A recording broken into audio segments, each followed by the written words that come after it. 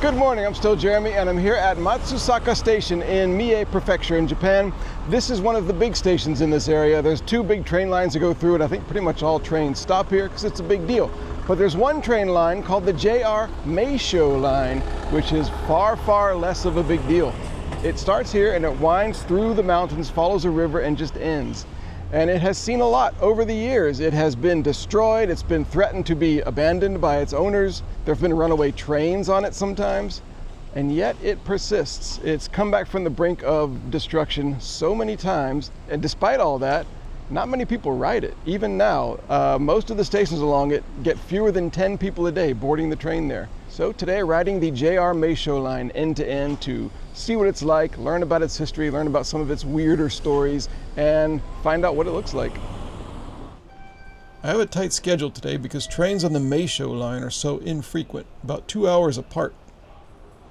That sign above the ticket gate says I can't use my usual prepaid card on JR lines here. I have to buy a paper ticket.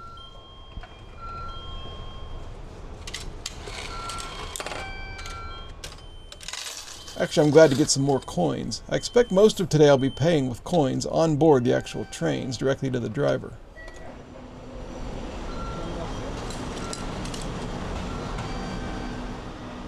So mine's the 9:38 train, local, bound for Ise-Okitsu, the final station on the other end. They're all local trains on the Meishō line. Track 5. Hey, I found the best dressed guy in Matsusaka.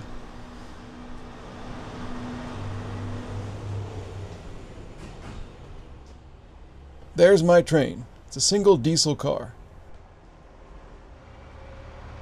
Here's the Meishō line schedule. 8 trains a day, roughly 2 hours apart, leave here. At the same time, a train leaves the other end towards here. Where they meet in the middle is a whole thing that fascinates train fans. I hope to catch it later myself. My train is a type called Kiha 11, specifically from the 300 series. There are 6 of these stainless steel cars, mostly used on this line.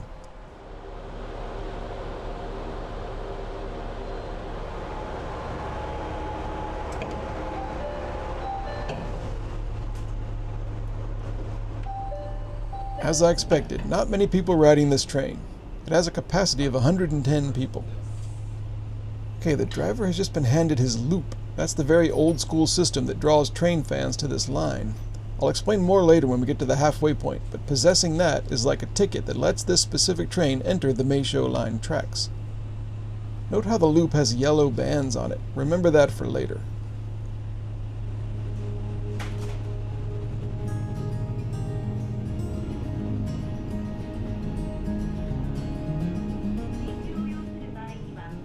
The Meishō line is 15 stations, including the endpoints.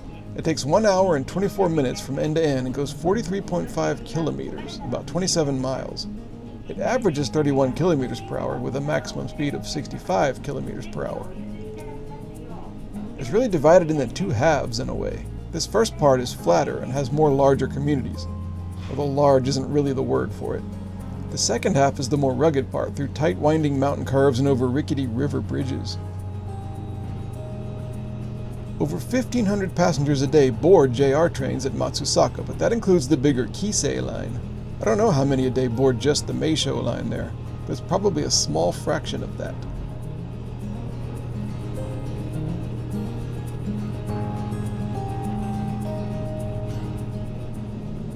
This is the first station stop, Kami-no-sho. Average 6 people a day board here. None right now.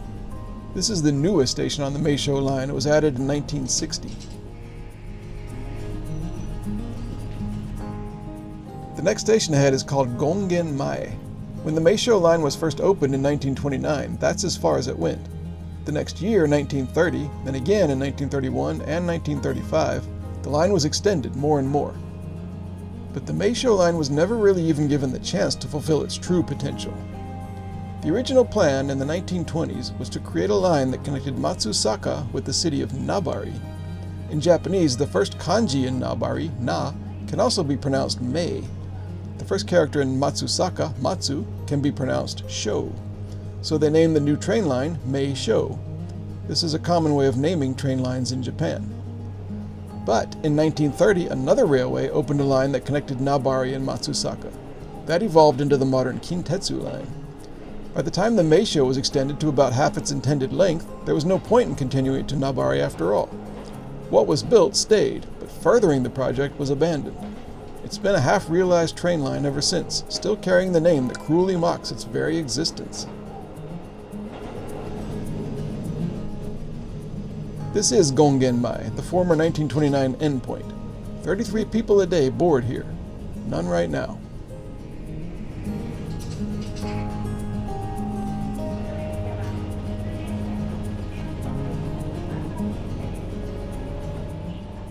We're stopping at Ise-Hata Station now, 21 people a day.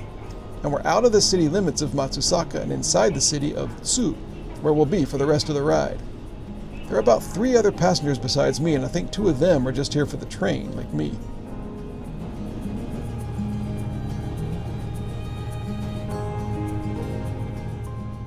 Cool bird. You always see these in rice fields, and they're always notable, to me. I'm sorry about the rainbow effects on the window, by the way. It's my camera filter, plus the way the train window is made. This is one of my favorite stations on the whole Meishō line, Isegi. Only 1 person per day on average boards here. I want to come back to it a little bit later today and get off and explore the area myself.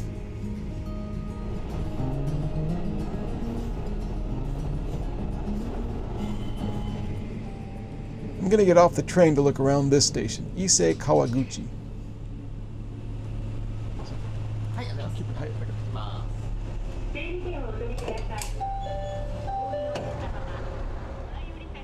Well, there's nothing like the lonely feeling when a train drops you off out here. No station, no stores, no people, no other trains for a while.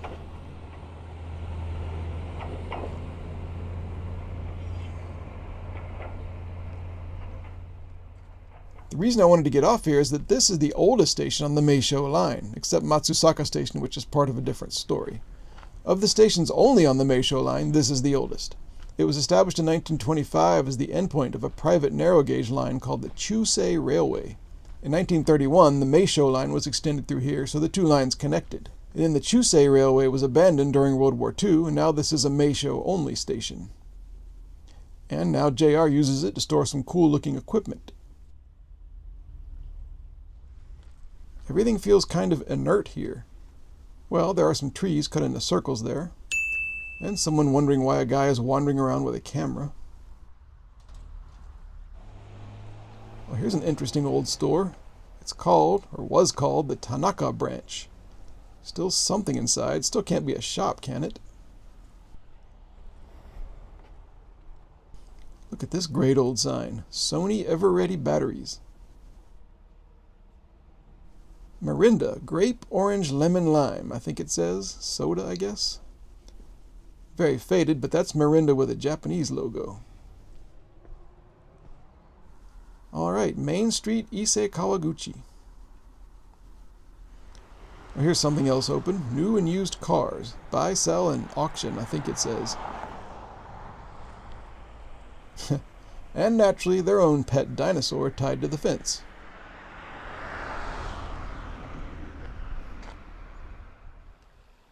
Sign says, don't go in here and play around. Doesn't even look possible. If you do get stuck down there, though, you can get out the other side on that ladder. Okay, here's the cut through. 5 minutes left.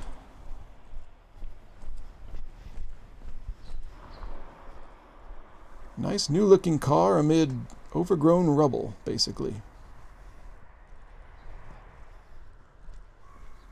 This was a dentist. Takikawa Dentist, I think it says.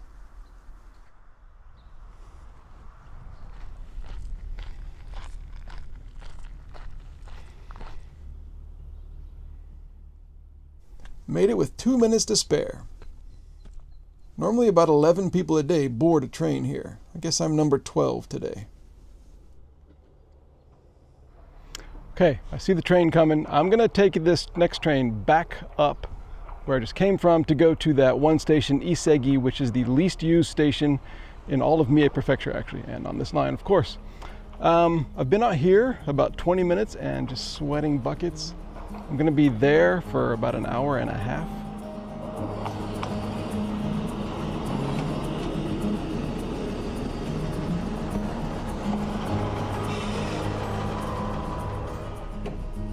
You gotta take a paper slip when you get on at these little stations.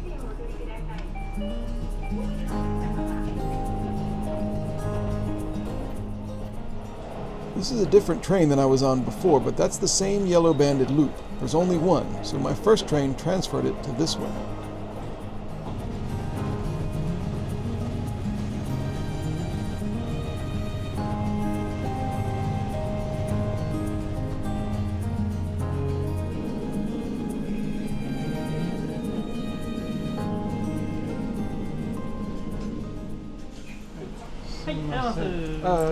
Go in がいいですか？大丈夫ですか？はい。はい、ありがとうございます。ありがとう。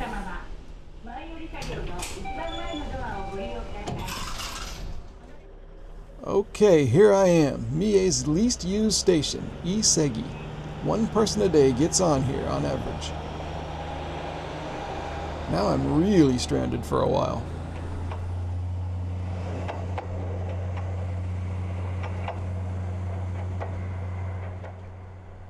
Well, that's interesting. At this end of the platform, if you look, you can see that there is a second set of tracks. The line has always been single-tracked, but at one time there was a little side track at Isegi Station. And so there was a second platform in use over there sometime in the past. Quite an overgrown piece of forgotten history now. That platform is actually longer than the one I'm on. Actually, both of them are pretty long. This whole thing feels like a major train station's ruins, like hundreds of years after humans go extinct. I wonder how many cars were used for a single train in this line's heyday. It's certainly overkill for the one-car train I arrived on.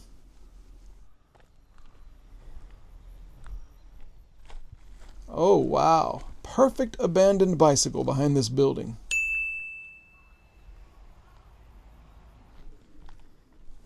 My next train comes in about an hour and 15 minutes. I thought there would be a little shaded cover at this station, but there's nothing. This photo on Wikipedia is labeled as being from 2009.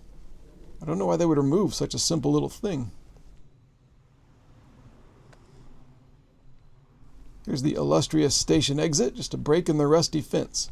I think the old station building used to be right here. Well, let's go see what the area is like. Here's Main Street. There's another Tanaka business. Looks like they sold some aluminum products or something. I said that the JR Meishō line has been through a lot in its history. For one thing, it's been closed down after typhoons and landslides over the years. In 1982, the entire line was shut down for a while because of a strong typhoon. At that time, the line was run by JNR, the predecessor to JR. JNR announced that they wanted to abandon the line altogether after that, and a bus company in Mie offered bus service as a replacement.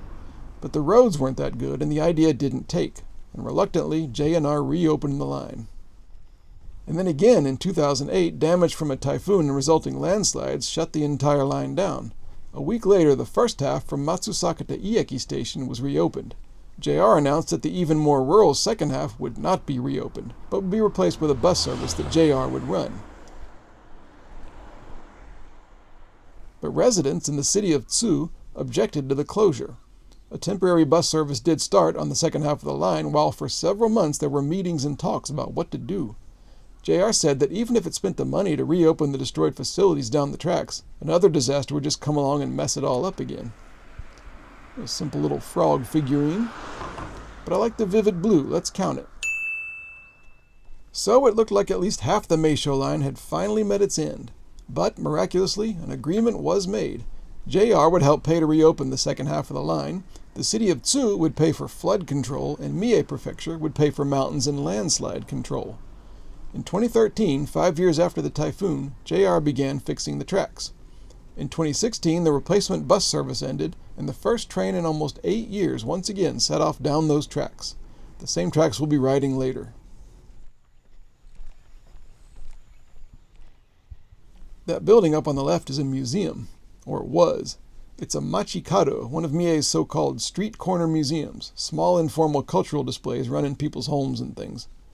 This one was about life during the Jomon period. That's Japan's prehistoric era that began around 16,000 years ago. As far as I can tell, the museum's been closed for many years. Only this mural on the building remains, but it's great. There's the Jomon guy with a rabbit he caught and a spear in front of some dwellings. The text on the right promotes the general friendliness and beautiful nature of the Ichishi district, which this area was before becoming part of Tsu City in 2006.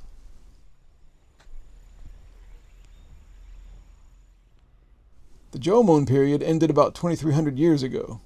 Too bad this place isn't still open. I guess all things must pass. Hey, is that edible? You first.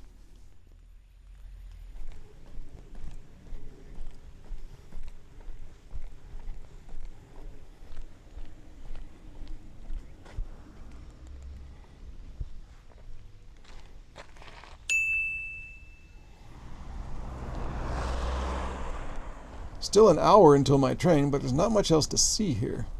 And I do want to at least be able to stand in the shade of that one tree on the platform. Let's head back. Cool, a motor scooter, parked there just for my checklist.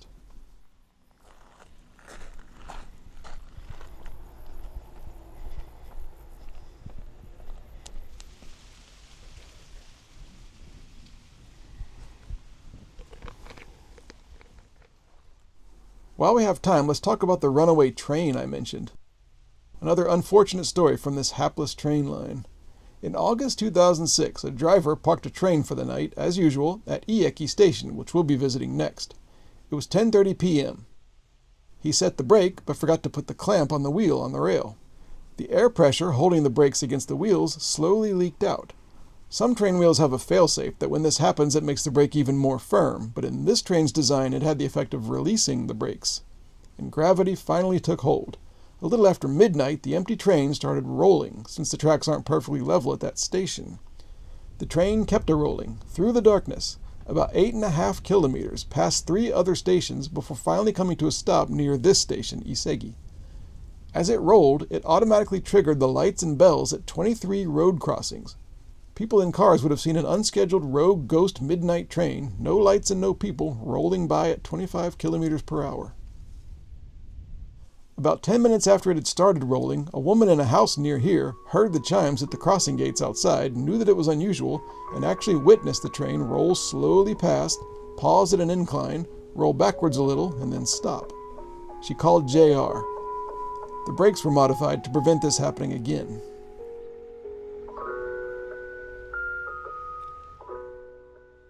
Well, this must be the town's 11:30 chime? But why 11:30?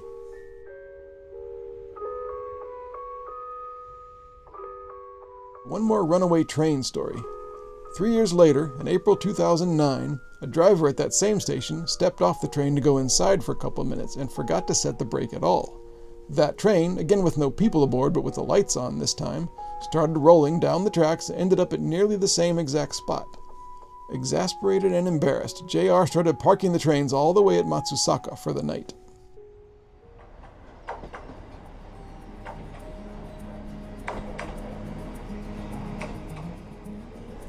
I hope the driver is shocked to see someone standing here.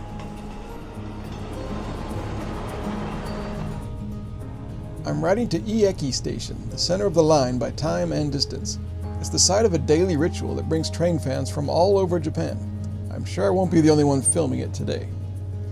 To explain it as simply as I can, this line is a single track, so of course when one train is on it, you have to prevent other trains from coming onto that same section or block of tracks, causing a head-on collision. Most train lines these days use one form or another of automatic blocking. Remote computers know where trains are, or the tracks are equipped to detect trains, and other trains are physically prevented from entering that block, or at least there are signals thrown up to alert other drivers. Train lines can have red lights just like public roads do. In a recent year, the Meishō line had a revenue of about 40 million yen, but cost 800 million yen to operate. It isn't worth spending money on blocking technology for the Meishō line, so it uses an older traditional system. This is the only JR line in Japan with no automatic blocking system anywhere on it.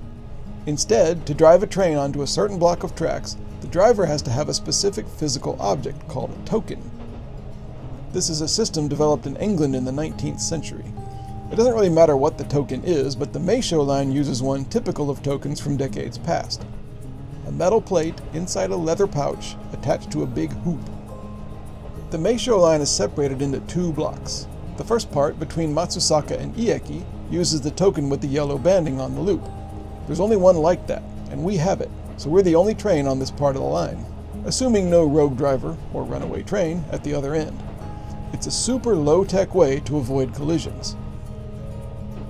The other block, the section between Ieki and Ise-Okitsu, uses a different unique token with some other color on its hoop. So what happens is, trains always leave the endpoints at roughly the same time, 8 times a day.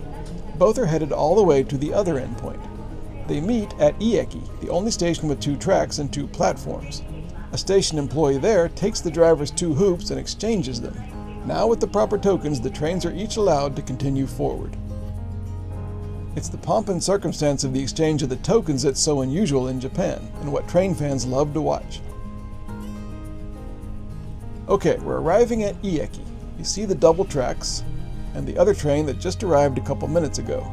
That train needs our token so it can proceed forward on the block of tracks we're just leaving.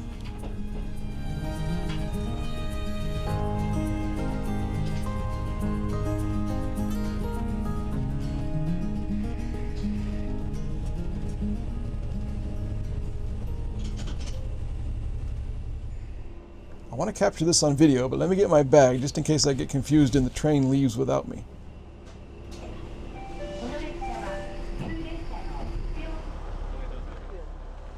Okay, he's got the yellow hoop token.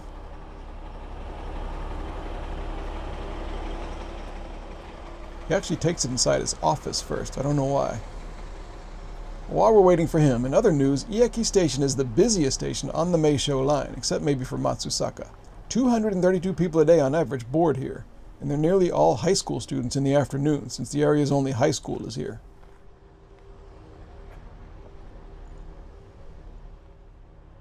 I'm over on the other platform now. My train is the one on the right. This train, bound for Matsusaka, is waiting for the yellow hoop.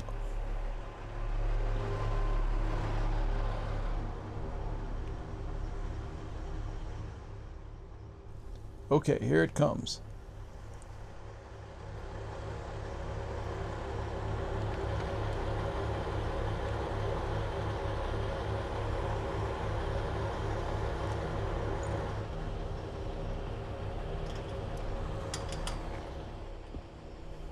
Okay, block me from walking across the tracks.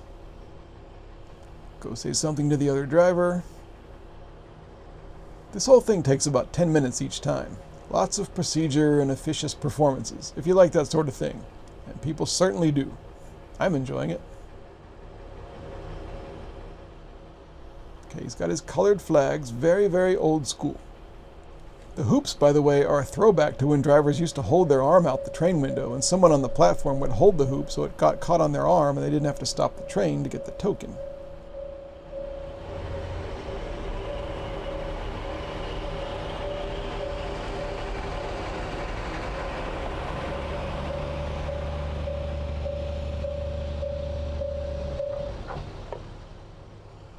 I better get back on my train.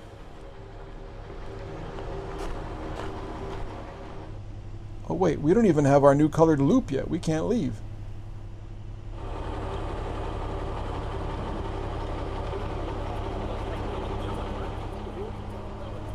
Alright, here it is, the token that will allow us to continue on the second half of the line, the brown banded loop. The second half of the Meishō line is a lot more mountainous and rugged, with fewer stations, still following the Kumozu River, with frequent bridges over the river back and forth. From here on out, we'll be on the section that was knocked out by the typhoon in 2008 and only reopened in 2016. As soon as we go back to the single track here.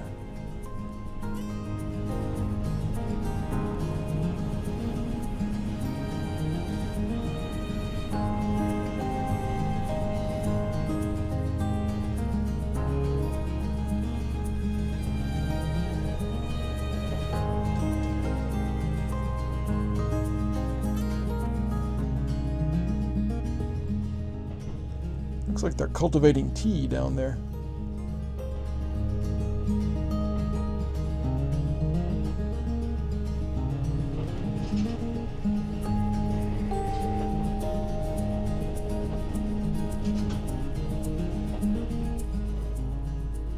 That building says tea, ocha.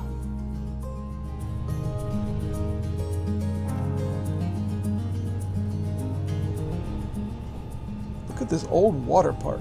Looks like it was abandoned decades ago. But no, it just closed for the season a couple weeks ago. Fire Valley.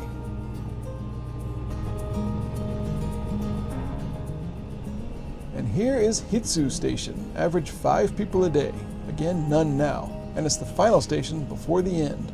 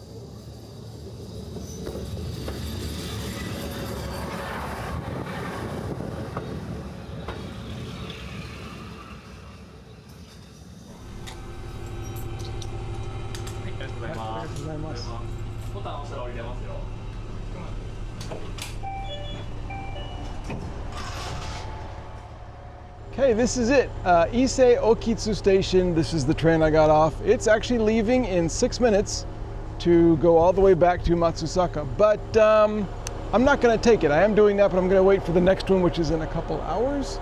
So I can go look around this area a little bit, maybe get some lunch.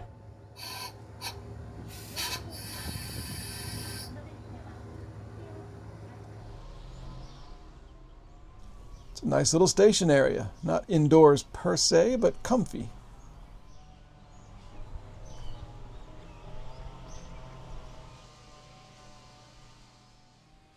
One famous thing here is the water tower.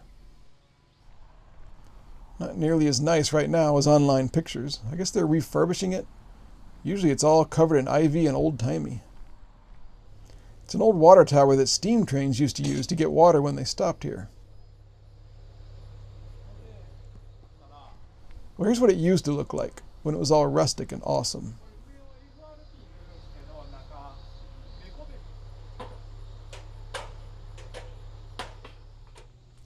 Okay, here's the tourist office. They sell bentos, open 9 to 4, but closed every Wednesday. Yes, today is Wednesday.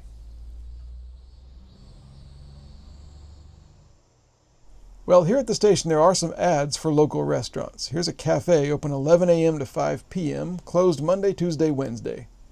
Here's the Slow Tempo Cafe and Bar with lunch, closed Wednesday and Thursday. Tanetsuki Cafe and Guest House, open on random days, never Wednesdays. Well, let's have hope though and go exploring.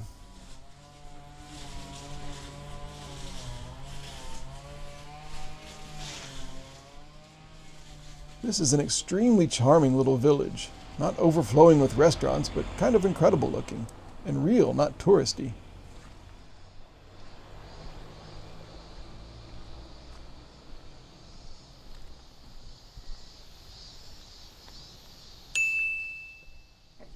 A display of some old household objects, matches, an abacus. Is it a museum? If it is, it's closed right now. Well, this isn't a total bust. I see a hair salon. They might even be open.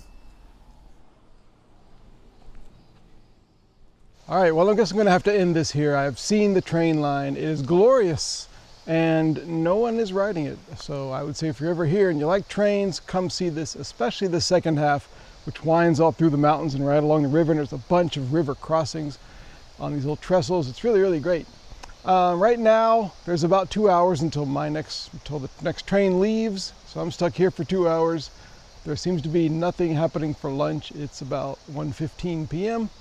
I'm hungry. I've been outside a lot, walking a lot today.